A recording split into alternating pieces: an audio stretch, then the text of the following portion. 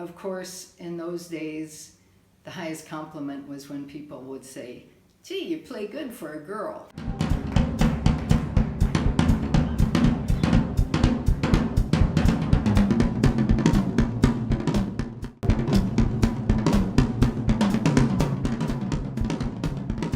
I'm Barbara Borden, and I've been a drummer all my life, practically.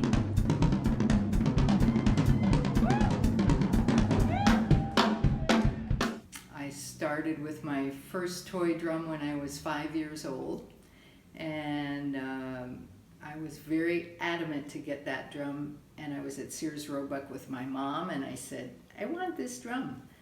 She said, "Well, I don't know." So I sat down and I just started playing the drum, and I said, "I just want this drum," and she knew I meant it. So fortunately, I had the kind of mom that really knew when I was following my heart and following my soul. However, it wasn't the best set in the world, but for me it was, and my mom agreed to get it for me before we walked out of the store with the help of my sisters who were on the road touring around in showbiz. And I got that first drum kit, and I've been playing ever since. I was fortunate because I had a family that supported my drumming.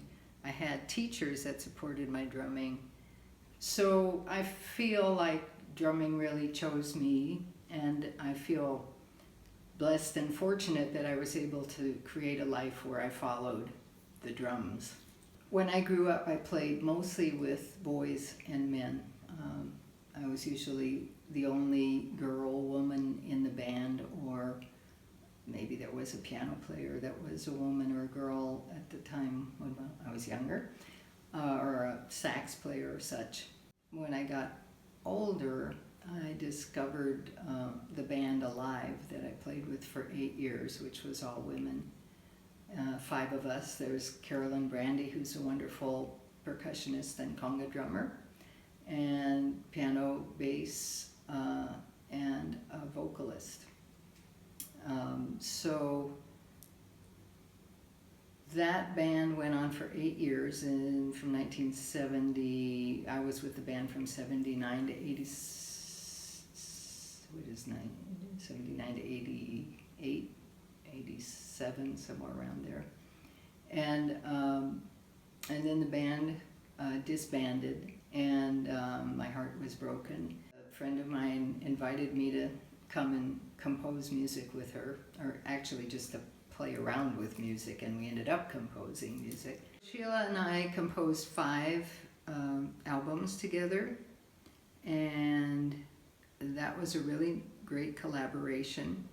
And about the same time, I also worked with Naomi Newman, who's my partner and a wonderful director and actor, who helped me create a piece called She Dares to Drum, which was a solo autobiographical percussion play, we called it. And in words that she scripted, Naomi scripted, and I had to memorize my life.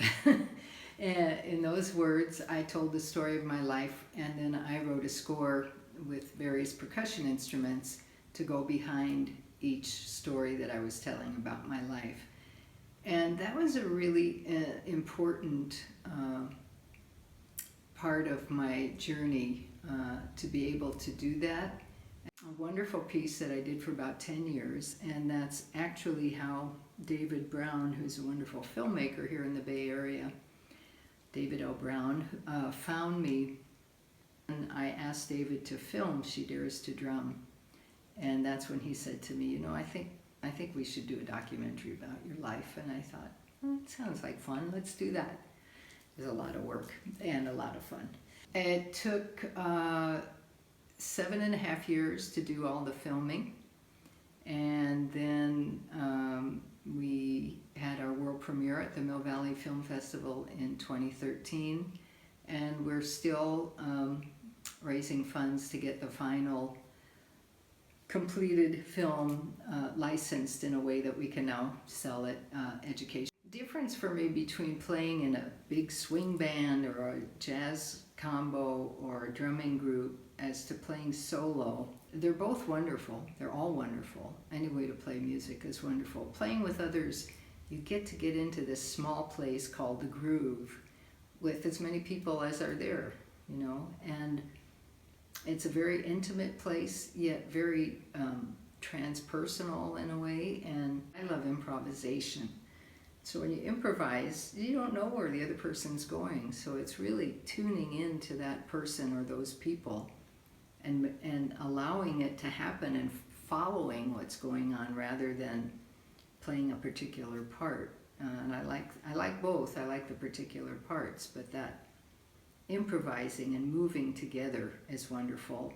This world is an amazing place, and drumming is such an amazing way to meet each other. You can go to any country, anywhere, and that language of the drum is totally understood.